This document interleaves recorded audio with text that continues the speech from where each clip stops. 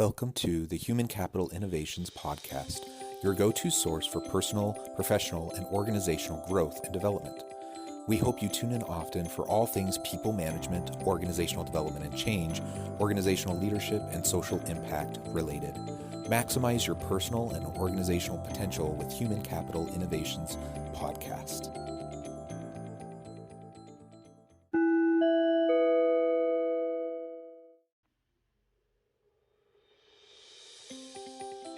Welcome to the Human Capital Innovations Podcast.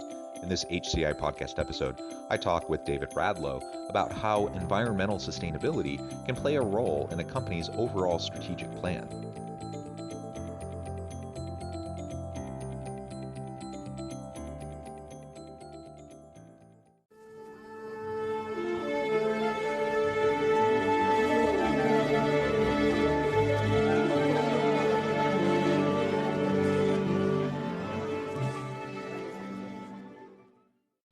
Dave Radlow, welcome to the Human Capital Innovations Podcast. Well, thank you very much, Jonathan. Delighted to be here. Yeah, I'm super excited for this conversation. And today we're going to be shifting gears a little bit and focusing on something else that we have talked about on the podcast from time to time, but it's not our sole focus. We tend to focus more on people-centered organizations and people-centered leadership.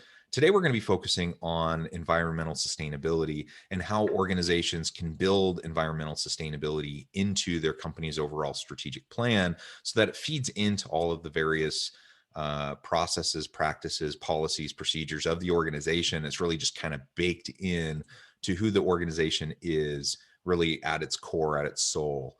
And I think that is a people discussion, frankly, but it's one that perhaps is on the periphery and that we don't talk about as much as we should. So thank you so much, Dave, for joining us today and to have this wonderful conversation. As we get started, I wanted to share Dave's bio with everybody. Dave Radlow is the best-selling author of Principles of Cartel Disruption, Accelerate and Maximize Performance, and an internationally recognized expert in leadership, innovation, and growth. He is a partner with RB Markets Achievemost, a master's professional outside director, a growth coach, and an international Fortune 500 speaker. He is experienced in the US and globally building sustainable consumer food brands such as Born Free, Farmer's Best, and Eggland's Best, and has personally negotiated agreements with Fidel Castro. He works with senior executives, venture firms, private, public, family, and college entities. His accomplishments in his 28 years as a CEO include delivering a six-fold increase in earnings before interest, taxes, depreciation, and amortization, and a 30-fold increase in enterprise value. He is a graduate of Tufts University and NYU Stern School of Business.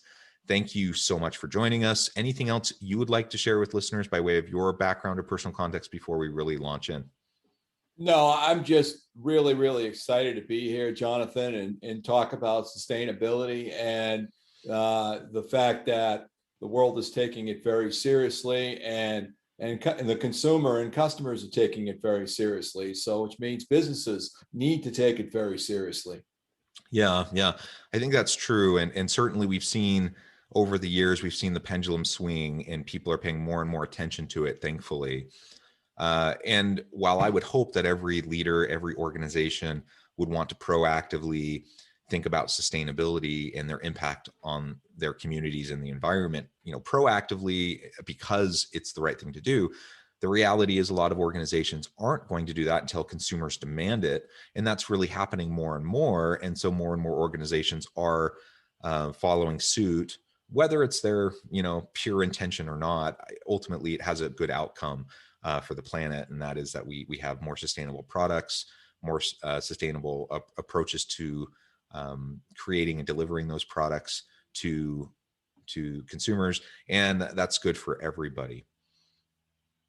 So as we get, go ahead. It certainly does. I mean, it certainly does that. Everybody has to fall in line with the way the consumers are thinking about things and really what's in the best interest of not only business, but what's interested in the planet as well. Yeah. So when we talk more and more about the triple bottom line, for example, that's something that, 20 years ago wasn't really a thing, only on the fringe. And now I think most organizations are thinking, at least in some ways, about triple bottom line dynamics. So that's a good improvement. So let's start by talking about the role that sustainability can and should play in a company's overall strategic plan. We have strategic plans for everything. I've been a part of the process of creating strategic plans and then implementing them. Some companies do a new one every 3 to 5 years, or maybe they have a rolling strategic plan that they tweak and adjust over time. The reality is we're pretty good at creating strategic plans. Probably not as good as at implementing them, but we're getting better at that. Why and how do we bake sustainability more into our strategic planning? Well, it's funny. I go right into that on page 98 in chapter 7 of my book, where I just take a look at base implementation of putting sustainability in. And really, level 1 is they're just not ready to go forward. Level 2 is that you're really willing to have an assessment of the critical materialities, such as environmental sustainability and all sustainability in that matter. And then you create the plan, and then you operationalize the plan, which you were just talking to, not just create a plan, but actually tie it to an operationalize it. And then level 5 is really transforming your results. And it's literally 1 through 5, and it's easier said than done, but that's what you need to do if you're really serious and you don't want to just give lip service about it. Find out where you are and then move forward. Free on my website on davidradlow.com. Anybody can take an assessment that gives you an idea as to where you are first, because without being willing to measure where you are, then you really can't measure going forward where you want to be. And that well, that's great. I think assessing where we're at is an important first step. And you outlined really, I think, some of those initial steps of what we need to do in terms of really seriously thinking about the role of sustainability in our strategic planning. And hopefully, like you said, we're not just giving lip service to it. I think a lot of organizations, I mean, it's better that they're talking about it than not talking about it, I suppose. But only talking about it doesn't really do anything. It doesn't move the needle.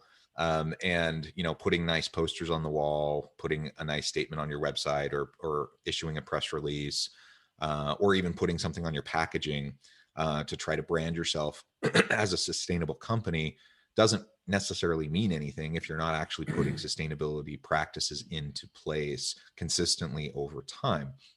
And so that's where we as consumers need to hold companies more accountable. And I think organizational leaders need to hold themselves more accountable. They need to recognize the importance to communities, to the planet, and they need to understand as well. And this is where it really, well, it ties in many ways, but this is one way where it really ties specifically back into people-centered organizations, that more and more employees want to work for organizations that are serious about sustainability, especially millennial and Gen Z workers. They don't want to work for companies that are exploiting the environment. Quite the contrary. They want to know what their company's commitment is to sustainability, how they're going to go about doing it, and the company needs to be able to walk the walk and show how they're making their impact if they want to attract and retain really great people. You're going to see this as this, and people start and companies start competing for the revenue and the dollars of consumers, and also to please their employees.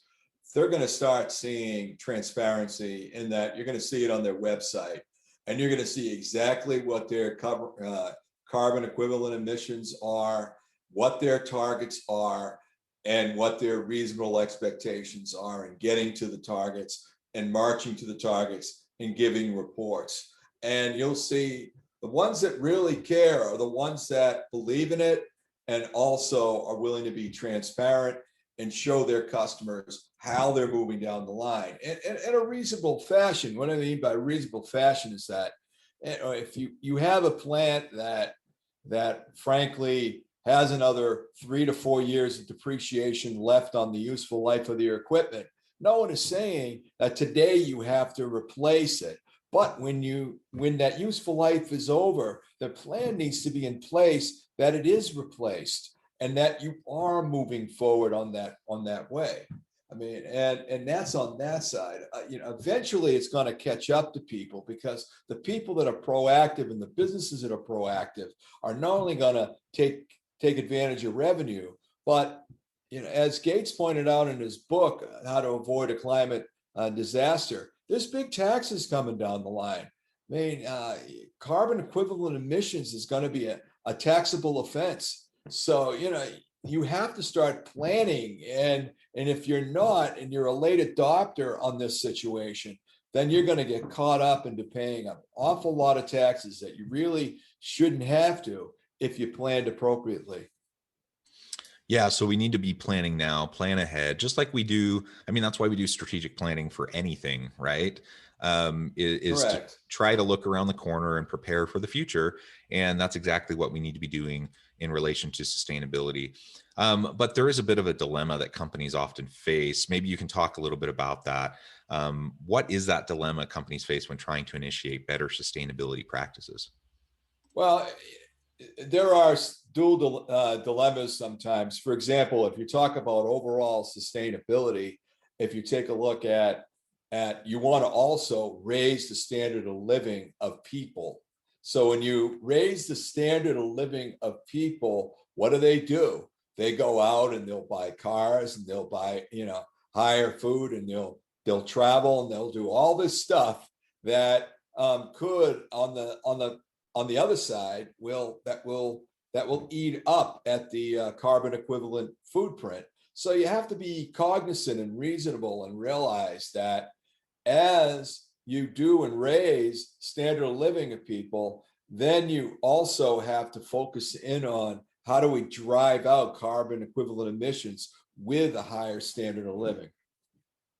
Yeah, and that comes back to, I think, the broader cultural concerns around a consumption-based economy, and we consume so much. Speaking now specifically about the U.S., I haven't looked at the numbers recently. I'm sure you know the numbers better than I do, but something like, we produce something like 80% of the world's waste. I don't know if that number is still accurate, but that's a number I've heard in the past. And we just consume so much, and standard of living has become equivalent with consuming more and more and more and more. And that doesn't need to be that way. You look around the world, you look in other places, people have a very nice standard of living, and that doesn't mean they're getting bigger and bigger and bigger houses and bigger cars and more clothes. And like, we don't need to constantly be consuming more and more and more. Yeah, we don't in the United States, and we have and that's the interesting thing about sustainability. It's like when you talk about sustainability and environmental social governments, and it really regionally compared to where you live, it's a different conversation. Here we are in a somewhat affluent country, and we do have to take care of the poor, and we do focus in on food banks. I certainly have given a lot because there is that gap of the two Americas, so to speak.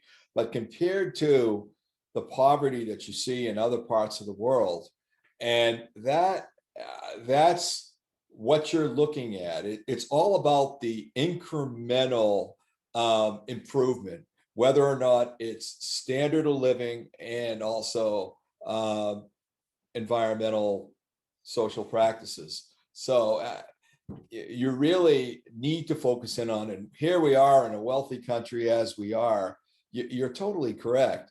We don't necessarily need that, but unfortunately, you're right. We're a consumption-based economy, and people buy what they want to buy, not necessarily what they need.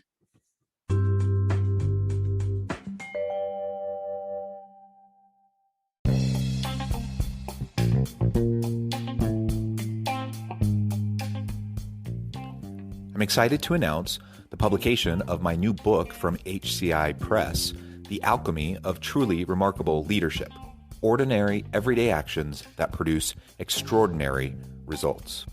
Consider how the nature of work has shifted over the past 50 years. With increased globalization, rapid technological advancement, and the shift in economic composition, the average job of today looks very different than the average job of 50 years ago. What will the jobs and organizations of tomorrow look like? Moreover, what does this all mean for organizational leaders? What are the core competencies and capabilities of organizations and their leadership that are prepared for continued disruption and geopolitical and socioeconomic shifts? Regardless of what the future holds, increasingly, leaders need to be socially minded, data-driven, decisive, champions of talent, and disruptors of the traditional notions of leadership, teams, organizations, and work. The alchemy of truly remarkable leadership will help you to explore your own leadership competencies and capabilities and consider ways to apply and implement them into your workplace and personal life.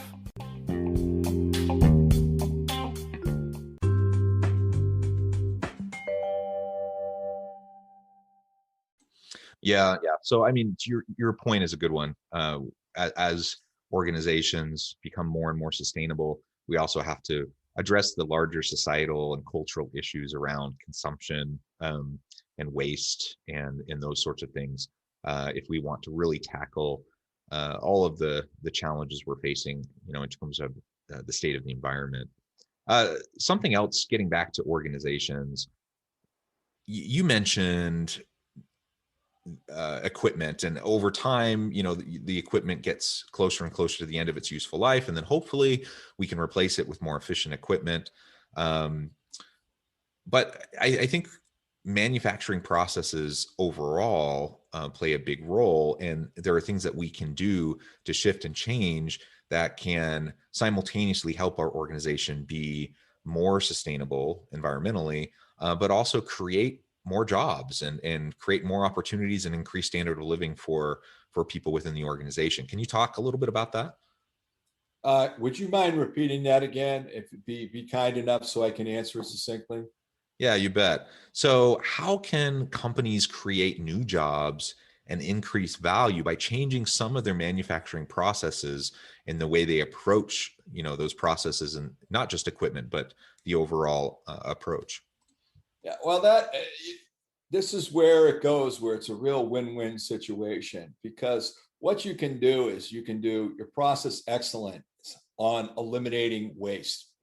And people don't realize that is such a big opportunity when you get into a company that you're rapidly growing and you're not paying attention to the waste that you have. And I'll just take a very straight one that I was involved with. I was involved with a very fast growing company that was growing in the hundreds of millions of dollars, and they were growing so fast that I was doing a waste walk, and you walk around and see what you can find, so to speak. And what we ended up finding was that they weren't tracking their returns and the merchandise. I said, wait a second, where do you track your returns? Well, go 1,000 yards up, go through the curtain, and ask Glenda. She's in charge of that. So I go see Glenda, and I asked her, I said, Glenda, I said, what do you track? What is the number? She says, I have no idea. And I said, well, just give me an idea what's coming back. And she says, I don't know, 5 or 10%, right? 5 or 10% of $1 billion is a lot of money, but also it's a lot of product that was. And I said, what do you do with it? She goes, oh, well, it comes back, it goes over there to the other side of the warehouse. I said, okay, now where does it go? He goes, well, we wait until it piles up, and then we call a dump truck and get rid of it, And I was saying to myself, I said, wait a second. There has to be a better way that we can tie in a system where we can track what we have coming back, get back to the manufacturer as necessary, or refix it up ourselves so we can get it out to customers. And that way we can eliminate the waste stream and eliminate, in fact, we ended up implementing a program like that. And not only did we save, I don't know, around $10-20 million, but we also became a lot better in terms of merchandise, stopping the absolute waste that was happening through this whole process. So that's just one example of just how you can functionally get into a situation, and through your processing practices, you can eliminate waste, eliminate unnecessary value-added steps, in a processing process. And it could be on anything. It could be making pizzas. It could be making widgets. When you eliminate waste and you eliminate steps, you're eliminating the carbon footprint. Yeah, well, that example is incredible. I don't know if I've ever heard of anything quite so blatant and wasteful, um, and, and and costly. Like, yeah, to your point, I mean, they could recoup so much from those returns, and to just call a dump truck and ship it off. That's incredible. But I guess when you're growing fast, maybe you're not paying attention to those sorts of things. So we need to Yeah, pay there's a attention. lot of that. I Yeah. mean, really, I just gave one example, but every single organization I've walked into, there are ways in which you can reduce the amount of steps that you have in processing, and that cuts the carbon footprint out, and it put dollars in your pocket. And here's the importance part of this is that when you get to sustainability and companies and owners, and I talk to a lot of them on my sustainable leadership podcast and disruptive growth, and you've got continuum from one side that says, well, if I can save money, I'll do it. Right. And then you get the other side that says it's a core part of our lifestyle. We live and breathe sustainability and we are into it 100%. But but the reality is, even the guys on the other side that they're not drinking the Kool-Aid, they don't want to waste money.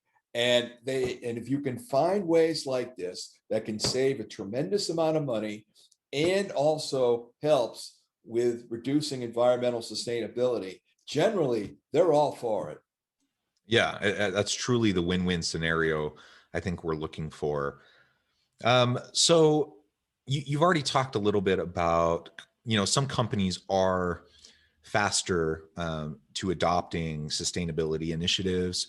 There are many companies setting net zero targets to hit in 10, 20, 30 years, but other companies are being much slower to adopt and adapt to this kind of new environment. And that's going to make it harder for them in the long term to attract and retain good talent, to, have a loyal customer base. There's a lot of things that are going to be challenging for them as we move into the future. So, what are some specific things that companies can start doing today? Anyone listening, mostly organizational leaders who tune into this podcast, who are thinking, yeah, this sounds great, I would love to do more. But what can we start doing today to start eliminating waste and carbon equivalent emissions? Yeah, I would immediately start with taking a hard look in a mirror and doing a materiality assessment to say what matters in terms of sustainability. Obviously, environmental sustainability and tracking is number one. Find out where you are today. Do that analysis. Okay. You can go through it. There's page 98 of my book. It takes you through the 5 steps. That's number one. You can also do the assessment on davidradlaw.com. It's a free assessment. It lets you figure out where you are. Once you measure and know where you are, then you can plan to go where you'd like to go and bring in advisors that have been through this so they can help you develop that plan. And then, it doesn't have to be me. It could be, Dan, it could be anybody that's going to help you get to where you need to go. And then once you have the plan, then you need to operationalize the plan and then achieve the objectives and then incrementally improve things. And then you tie it back to the overall plan. And you said earlier, it's nice to have a plan, but it's even better when you operationalize the plan and then you look back on the actual plan and you tie it in, and then you go weekly, monthly, yearly, and say, okay, well, this was the plan. This is how far we got. And then next year, we're going to go ahead and we're going to map it out and we're going to have more improvement. So you have to buy in. And if you're willing to buy in, you can make a difference. That's wonderful.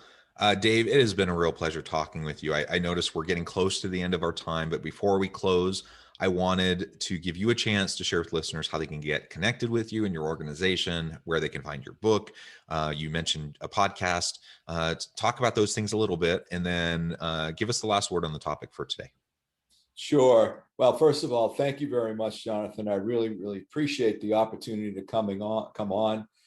Anybody can go to davidradlow.com. That's DAVIDRADLO.com. And you can take a look at a podcast. You can get an assessment down. You can go and either buy a book or find ways to, buy a book. And then you can certainly learn more as well. So it's really exciting that people really care about sustainability, and that it really makes sense. And for everybody that's listening, that's considering it, it's one of these things where you can both, it's win-win. You can save money and you can improve the planet. Perfect. Dave, it has been a real pleasure. I really appreciate your time and sharing your expertise with me and my listeners. I encourage everyone to reach out to get connected with Dave, find out more about what his organization can do for you, check out his book. And as always, I hope everyone can stay healthy and safe, that you can find meaning and purpose at work each and every day. And I hope you all have a great week.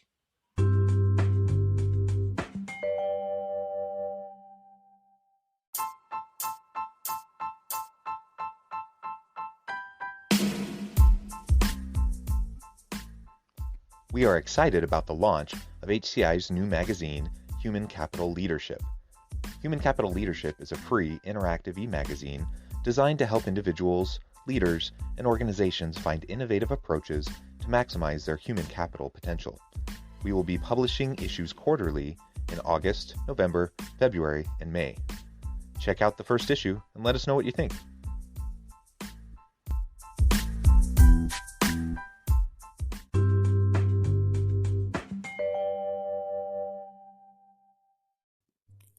Thanks again for joining us for this episode of the Human Capital Innovations Podcast. I hope you stay healthy and safe and that you have a great week.